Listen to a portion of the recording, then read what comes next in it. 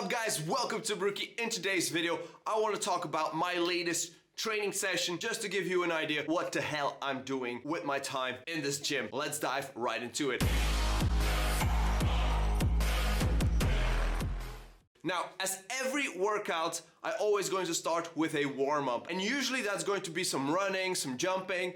But now that I've acquired a rower from Concept 2, I have to use that bad boy. Since I had this rower, I do about 1 to 1.5 kilometers just to warm up. That's something around 4 to 7 minutes of rowing just to get my body warm.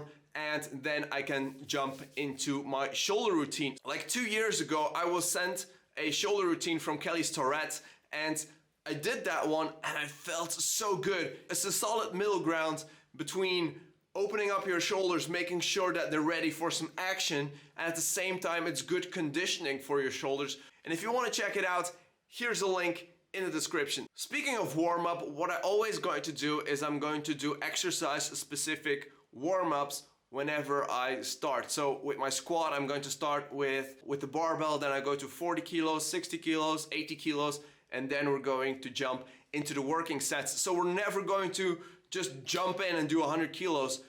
We're always going to do exercise specific warm-ups just to make sure that our body is primed for whatever weight we're going to throw at it.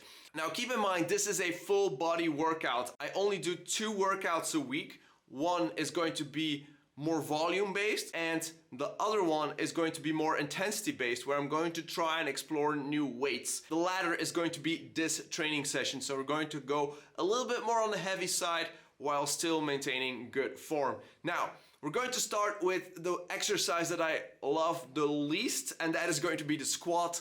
So I'm going to go for 105 kilos for 3 repetitions 2 times. The reason for that is because I want to really make sure that my squat feels good even in those higher weight ranges, and above 100 for me is always going to be a little bit more on the heavy side. Yeah, that went very smooth.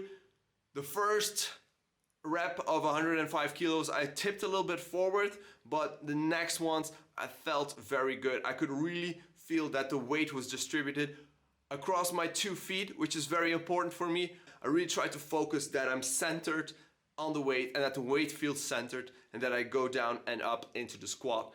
Very important. Now, the next thing that we're going to do is a pyramid superset. So I want to do dips and ring pull-ups as a superset, but then I also want to do a pyramid. So I'm starting with body weight on both. Then I'm going to go to 16.5 kilos on both 4 reps, and then I'm going to go to 31.5 kilos and see where I can go. The dips go very well because I'm taking it slow, because I'm going only up to 1 kilo to 2.5 kilos every single week. I can maintain steady progress, and I also keep the reps relatively high, 8 repetitions per set at least, just to make sure that my body is conditioned for the dips. I'm not going to decrease the repetitions anytime soon because I really want to focus on making my sternum used to that load of the dips. And they felt great. Keep looking forward, that's the main cue. Make sure that my shoulders are tight, and then I just go up and down, and that's really the way my dips are going. As it comes to the ring pull-ups, that's a little bit more complicated because I'm exhausting myself pretty much with the dips, and if I then go into the pull-ups, I really find that I'm going to lack and I'm going to stay behind in the amount of repetitions that I could do. So for the top set for pull-ups, I only did 3 repetitions, which is on the lower side. I really want to get like 4 or 5 solid reps in, but it just wasn't there. Keep in mind, I always switch them around. So now I start with dips and then ring pull-ups. Next week I'm going to start with ring pull-ups and then do dips, so that my ring pull-ups also get a decent chance to go up. So yeah, it's about how you balance things out. And from there on, I just do the same thing going downwards. The great thing about this is that you work your biceps and your triceps very hard. So that means that you can also get a sick pump. And what do you have to do with a sick pump? You have to flex a little bit in the mirrors. That's what they're for, right?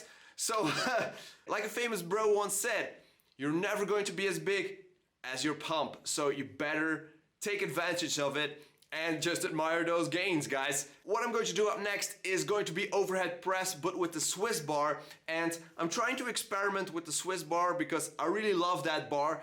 It really puts me into an disadvantageous position if I'm overhead pressing, because if you're overhead press normally and then you're doing with the Swiss bar, you bring the bar further down, so you're going to put a lot more emphasis on the shoulder, in my opinion.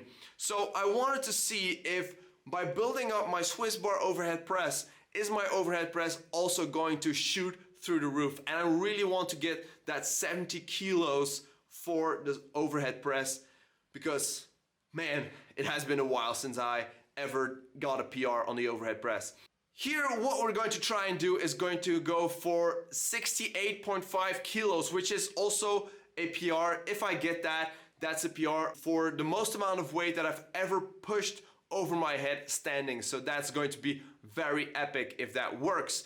Unfortunately, my first set was a big failure. It seems like I go very high, but my sticking point for the overhead press is typically also a little bit on the higher side, which means I need to work my triceps a little bit more. I failed. And then my girlfriend came over. You know how this works. Whenever there are more eyes watching you, you can always lift more weight.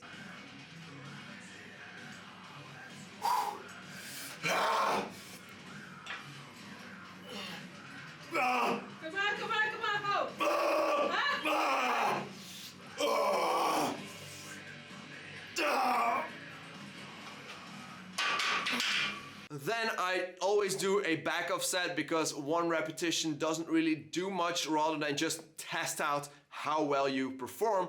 So I did 36 kilos for a PR, which is 16 repetitions, and I'm going to finish off with Romanian deadlifts because I want to hit my posterior chain a little bit. I sometimes neglect my hamstrings and my upper back, so that's why I do Romanian deadlifts, just to remind myself that I also need to focus on that. And then obviously we did a lot of push, as I said already. We want to cancel that out with some external rotations so we get that shoulder back and stable. And yeah, that's my go-to finisher if I'm doing a workout. That was really the workout, guys. I hope you liked this video. I hope you got something out of it. Maybe you have something to say, please do so and let me know in the comments down below what we can change, where we can improve. Was my form bad? Or let me know how your training is going. I'm happy to know. Let me know in the comments down below. And thanks so much for watching. Thanks so much for liking this video, subscribing if you haven't already, and I guess I'll be seeing you all in the next video. Peace!